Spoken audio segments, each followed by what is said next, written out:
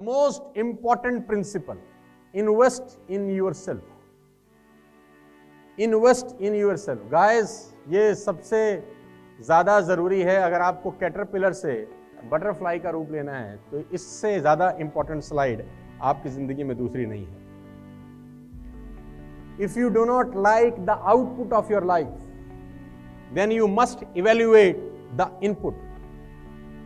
If you do mediocre things, you will live a mediocre life. If you do excellent things, you will live an excellent life, guys. Invest in yourself. Do not allow others to dump trash in your mind.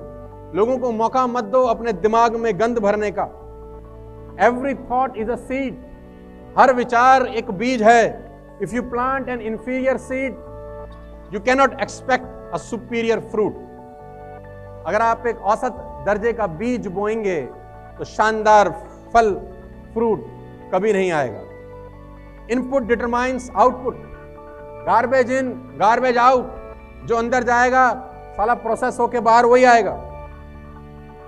Where will be in you in the next 5 years depends on 3 things. अगले 5 साल में, अगले 3 साल में, अगले 2 साल में आप कहां पहुंचेंगे, किस लेवल पे पहुंचेंगे, 3 चीजें डिसाइड करेंगी. Guys, note it down very clearly. अगले 2, 3, 5 साल में आपकी जिंदगी कहां पहुंचेगी, 3 बातें डिटरमाइन करेंगी. Number 1, the books we read.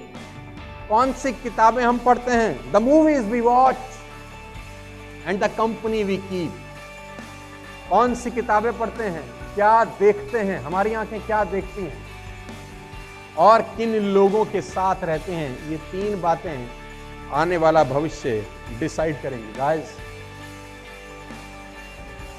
बहुत इंपॉर्टेंट है आप अपने अंदर इन्वेस्ट करें. हम महंगे से महंगे रेस्टोरेंट में जाते हैं, महंगे से महंगा कपड़ा खरीदते हैं, महंगे से महंगा लैपटॉप भी खरीदते हैं, महंगे से महंगा बैग खरीदते हैं, महंगे से महंगी टाई लगाते हैं, महंगे से महंगा जूता खरीदते हैं. कभी कभी रेस्टोरेंट में जाके नंबर लिखवाते हैं. आधे घंटे के बाद खाने का टाइम आता है, आधे घंटे के बाद खाने का नंबर आता है. हर चीज एक्सपेंसिव करते हैं. We always feed below the neck. हम हमेशा गर्दन से नीचे के हिस्से में भरने का प्रयास करते हैं जो 2 दिन में 1 दिन में खाली हो जाना है. मैं कहता हूं always feed above the neck. गर्दन से ऊपर के हिस्से में काम करिए. पैसे की कभी जिंदगी में आपको कमी नहीं होने वाली. Invest in yourself.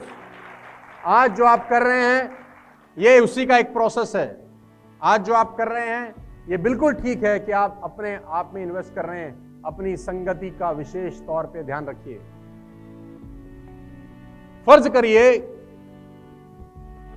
करिए कि 10 लोगों के साथ आप एक बोट में सवार हैं. फर्ज करिएगा संगति क्या असर करती है, संगति कैसा बेड़ा गर्क कर सकती है. फर्ज करिए कि 10 लोगों के साथ आप एक वाटर बोट में जा रहे हैं.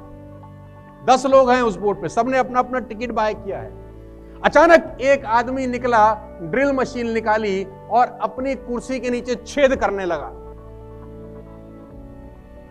अचानक एक आदमी निकाल ड्रिल मशीन निकाली और अपनी कुर्सी के नीचे छेद करने लगा.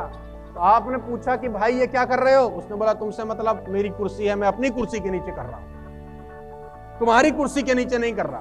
मैं अपनी टिकट लेके आया हूं, मैं जो मर्जी करूं. What a joke. क्या वो खुद मरेगा? किसको मारेगा? सबको. एक नालायक आदमी की संगत बाकी 9 लोगों की जान पे भारी पड़ती है. एक नालायक आदमी जिसको अकल कम है. कोशिश करिए, प्रयास करिए कि ऐसा कोई आदमी आपके इर्द गिर्द आजू बाजू ना हो. आपके दिमाग में गंद ना डाले, आपके दिमाग में जहर ना डाले. समझाने की कोशिश करता हूं. मैं कहता हूं हमेशा से खाने में जहर का इलाज है. कुत्ता खा जाए आपको इलाज है, सांप डसले साला इलाज है. लेकिन कोई कान में जहर भर दे, उसका पूरी दुनिया में आज तक इलाज पैदा नहीं हुआ. कुत्ते के काटने का इलाज है, सांप के डसने का इलाज है, लेकिन कोई आपके कान में जहर भर दे तो इसका कोई इलाज नहीं. और ऐसा साइलेंटली होता है कि आपको पता नहीं चलता. संगत पे विशेष ध्यान रखना. जिनके साथ उठते बैठते हो ध्यान रखना. उनका थॉट प्रोसेस तुम्हारे लिए जानलेवा हो जाएगा. उबलते हुए पानी में किसी मेंढक को डाल देंगे तो तुरंत बाहर निकल जाएगा, क्योंकि उसको पानी गर्म लगेगा. लेकिन ठंडे पानी में किसी मेंढक को डाल देंगे और फिर नीचे से बर्नर चलाएं, धीरे धीरे धीरे धीरे धीरे धीरे धीरे धीरे जब पानी उबलेगा तो मेंढक को पता ही नहीं चलता। जब तक होश आता है कि सारा पानी गर्म हो गया तो बाहर छलांग मारने की ताकत ही खत्म हो जाती है और एंड क्या होता है, मेंढक मर जाता है। तो जब तक आपको समझ में आएगा ना कि सामने वाले की वजह से मेरा नुकसान हो रहा है, तब तक जिंदगी तबाह हो चुकी होगी दोस्त, कुछ कर नहीं पाओगे। आपकी कंपनी बहुत इंपॉर्टेंट है, फटाफट आ जा इधर, तू आजा, कोट पहन रखा है तूने, तू भी आजा फटाफट, दोनों आओ, फटाफट आओ स्टेज पे, थोड़ा सा उधर आ जाओ।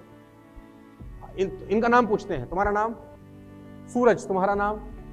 हाँ, कमलनाथ। सूरज और कमल बहुत अच्छे दोस्त हैं, सूरज और कमल बहुत अच्छे दोस्त हैं। सूरज ने अभी वेस्टेज से पैसा कमाया और 1 करोड़ रुपए का 4 BHK फ्लैट खरीदा। सूरज कहां रहते हो?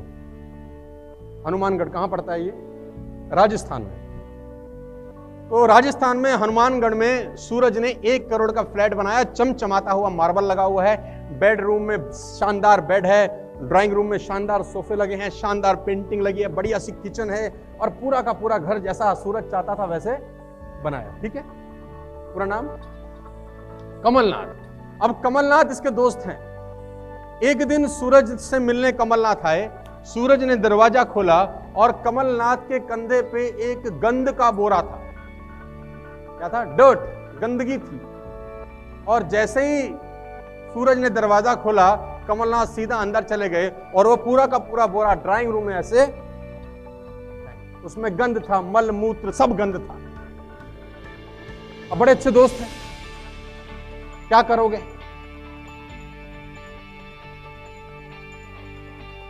क्या करोगे? माफ कर दोगे? तो भैया माफ कर दिया कमलनाथ, तुमको दोस्ती बड़ी अच्छी है। तो उसके बाद क्या करोगे? घर साफ करोगे, घर की सफाई करी, झाड़ू लगाया, पोछा लगाया, घर साफ सुथरा वैसे का वैसा बना दिया। कमलनाथ घर चले गए, ये भाई साहब जैसे का घर साफ हो गया घर। अगले दिन ये फिर आया,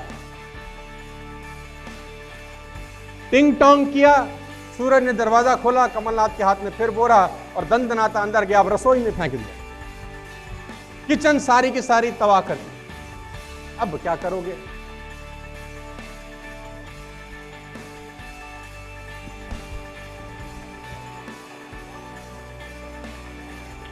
फिर माफ कर रहा है, दिल बड़ा है इसका,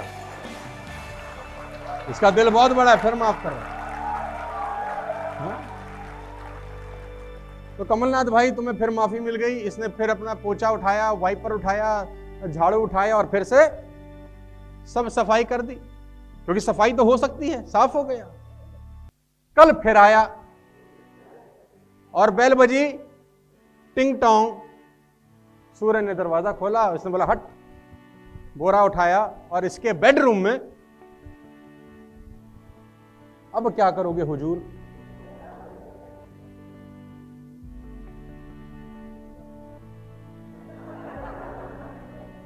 सूरज ने कहा अगली बार दरवाजा नहीं खोलूंगा। क्या सूरज ठीक कह रहा है? एक आदमी रोज आपके दिमाग में नेटवर्क मार्केटिंग का गंद डालता है, नेटवर्क मार्केटिंग को लेके गंद डालता है। क्या हम उसके साथ ऐसा बर्ताव कर सकते हैं कि नहीं, कि अगली बार सारा दरवाजा ही नहीं खोलेंगे, अगली बार हम दरवाजा नहीं खोलेंगे भाई। क्यों?